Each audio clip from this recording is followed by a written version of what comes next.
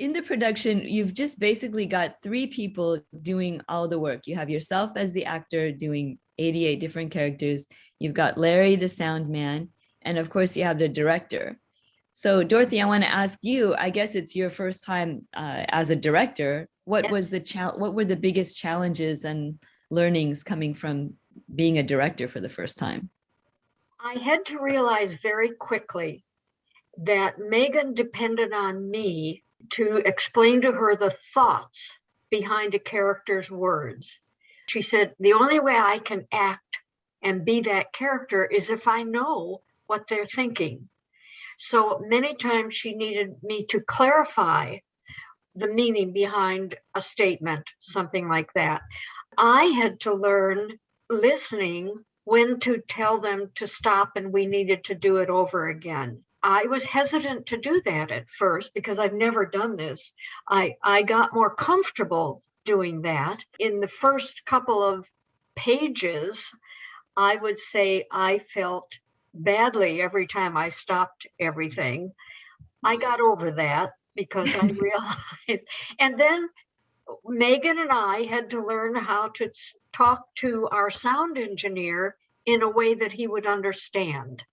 He wanted us to use a certain word for stop and start again, so he would know exactly where to go and cut out a piece of something he had recorded and where we were going to replace it with something else. So it took a little while for all of us, Megan, wouldn't you say, to get comfortable with each other? It took a little while, a couple of sessions before we were very comfortable with each other. One other trick that Megan shared with me, because sometimes characters would not reappear until several hundred pages further on. So Megan developed catchphrases, and she gave you one for Danny. Hey, Texaco, when are those bozos from Anchorage? So she would develop catchphrases to bring that character back into her mouth and mind. And she said, and I did not realize this, every character's voice had a different place in her mouth. So wow, I learned some acting technology that I had never been aware of before. Yeah, can you explain that to us a little bit more? What does it mean to have different characters in different parts of your mouth? I only had to use the catchphrases, as Dorothy suggested, for characters who didn't come along very frequently. This was not the case for the main characters, for Jesse and Cara and Danny, Ruth and Whitey, and lots of others. Jesse has a much beloved school teacher back in Wisconsin who is very important to her life, and she visits her old school teacher. And I wanted to get that school teacher just right from Dorothy's perspective, what right means. And the fact that she was living in Wisconsin was important. I come from Northern Illinois, so I did have some real sense of what a Wisconsin sound is.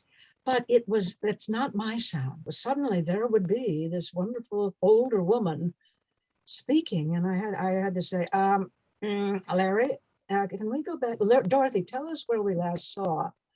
What was her name, Dorothy? Mrs. Hanson. Mrs. Hanson. Seen her before, and Larry would find her, and we would listen. And I would take from what we heard, which was a minute or so, 30 seconds, some phrase that seemed to be particularly